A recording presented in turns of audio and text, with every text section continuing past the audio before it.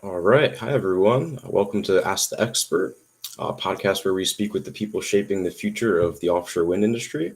I'm Colin Fields, Marketing and Communications Manager for the American Offshore Wind Academy, the academy that connects you with top experts in the offshore wind industry for your professional development. And today we'll be speaking with Richard Baldwin about future proofing our infrastructure for rapidly evolving turbine technology. So, yeah, thanks for coming on the podcast today, Rich. Why don't you just give us a brief introduction on yourself and then we'll dive right into our topic? Sure. Hello, everybody. And thank you for joining us. Again, my name is Richard Baldwin. I'm a senior scientist with McAllister Marine Engineering. So I came into the offshore wind world actually as a hydrogeologist, worrying about contaminated sediments associated with ports that we were wanting to develop, specifically the New Bedford Marine Commerce Terminal. And we were looking at having to dredge contaminated sediments. It's all contaminated with PCBs or polychlorinated biphenyls. And through that, I became pretty much a subject matter expert or an SME on the requirements for offshore wind marshaling ports and the water side and the land side requirements.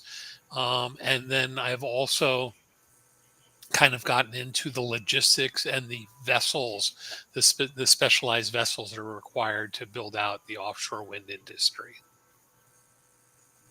Yeah, so Rich is definitely the guy we want to have to talk about this topic. A good seasoned veteran. So, yeah, I guess we'll jump right on into it. So, Sounds really, good. the offshore wind industry has witnessed kind of a remarkable surge in technological advancement over my lifetime, the last 25 years. There's really been sort of like an arms race to develop the most powerful and efficient turbines, and for good reason, too. I mean, this drive for upscaling is fueled by one, the need to meet ambitious renewable energy targets, but also to lower the levelized cost of energy for offshore wind. All of this kind of raises some critical questions about the industry's future.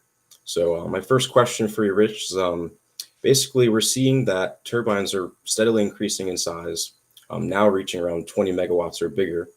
And a lot of these models are being tested in Europe and Asia right now. So, really, what are the implications of a shift to utilizing these larger turbines, and what does that mean for the U.S. ports and vessel fleets? Are they fundamentally capable of handling these next generation turbines? Oh, a really good question, and this gets into the main topic of called future proofing. Is what when is big enough big enough?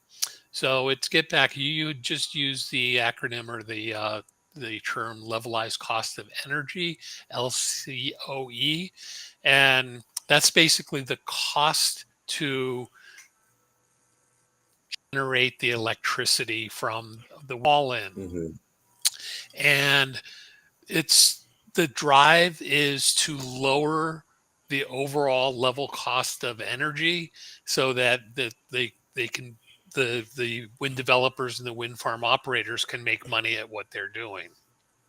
And if you think about it, a few years ago, a 10 megawatt wind turbine generator, or a WTG, and I apologize for all the acronyms, but you just have to kind of get used to it. If you had 1,000 megawatt um, project out, if wherever it is, it's pretty simple math. If you had 1,000 megawatt project, you would need 110 megawatt units or wind turbine generators. If you had 20 megawatt units, then you would only need half of the number of lowers the overall cost because even though each wind turbine generator costs more, there's so many fewer of them. So it reduces the cost of the number and also all the cable runs and inter-array cables and the like. So that's what's driving this the industry right now to want to have larger and larger wind turbine generators. The issue is that these units are becoming so massive and so big that Hmm. the port facilities aren't really ready to accommodate them.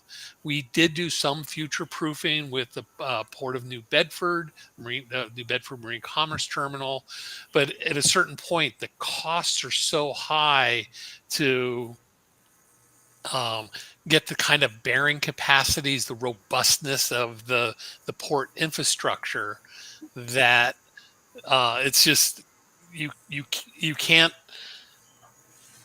It wouldn't be cost effective to say, oh, maybe we'll have 30 megawatt units in the next few years, and we should build for that. Hmm. It's just so expensive, and then also just the components are getting so much bigger. The fleet of the world's installation vessels or wind turbine cannot handle these larger units. So the uh, the the wind turbine, a lot of the specialized vessels are kind of becoming out of date and obsolete with respect to the size of the or the units that they're wanting to install.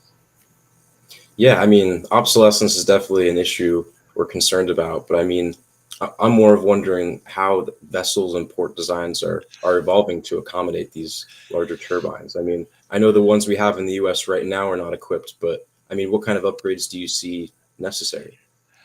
That's again, it all gets back to the robustness of the quaysides and the upland parts of the ports. They all have to have certain bearing capacities to handle all the cranes. And there's something called self-propelled modular transports. They're the creepy crawlers that they move around. It's a problem for all of our ports. You know, New Bedford Marine Commerce Terminal, Portsmouth, the New Jersey Offshore Wind Port, Hmm. um, and the Connecticut State Pier, which are the main ones that we have right now. We one way that people are talking about getting around it with the vessels is so the U.S. market, because of the Jones Act, is requiring the use of feeder vessels where the offshore wind turbine installation vessel stays offshore and they get fed by these. Well, Hmm. if they are able to do that successfully, they could actually have smaller decked wind turbine installation vessels. And it's all about the crane capacity. And there is talk Hmm. about retrofitting a lot of these vessels. With bigger cranes, higher lift cranes. And again, if you don't have to necessarily have a huge deck space for all of your components because you're having the feeder barges come in, that could help also. Sure. Yeah. And I mean, we're seeing like right now, probably 15 megawatt turbines starting to come online, and then the larger ones like 20 being in development. Do you see this slowing down at all, or do you think OEMs will continue to upscale? Well, that's an interesting question. So we used to say that 20 megawatts was the absolute largest that anybody would ever want, the geometry of the three turbines that we see. But we're hearing rumors of 25 and 27 megawatt units. Hmm. And again, the whole purpose of this is the more powerful or the higher capacity of the offshore wind turbine generators themselves, the lower the levelized cost of energy. There's a trade show every year called the International Partnering Forum, Hmm. and about 2 or 3 years ago, a lot of the OEMs were discussing like trying to limit and say, look, let's just assume nobody's going to go bigger than a 15 megawatt unit so that the industry can catch up and we can actually start installing these things. And, it seems like everybody will nod their heads and say, hey, that sounds like a really good idea. But then you hear about them using like 20 megawatt units or 21 megawatt units. And so, I think it's just bottom line economics driving the various developers who are installing these things. Yeah, no, absolutely. Well, I mean, that's kind of all the time we have for now, but thanks a lot, Rich. I mean, I appreciate your insights. That'll be it for this episode of Ask the Expert. If you want to learn more about ports and vessels, be sure to check out our 2-day virtual course. I believe that's happening June 9th to 10th. Rich will be actually instructing the course alongside Jay Borkland, covering everything you need to know about port and vessel operations in the offshore wind industry. And if you have any questions for Rich or for me, feel free to drop them in the comments below. And yeah, thanks everyone for tuning in.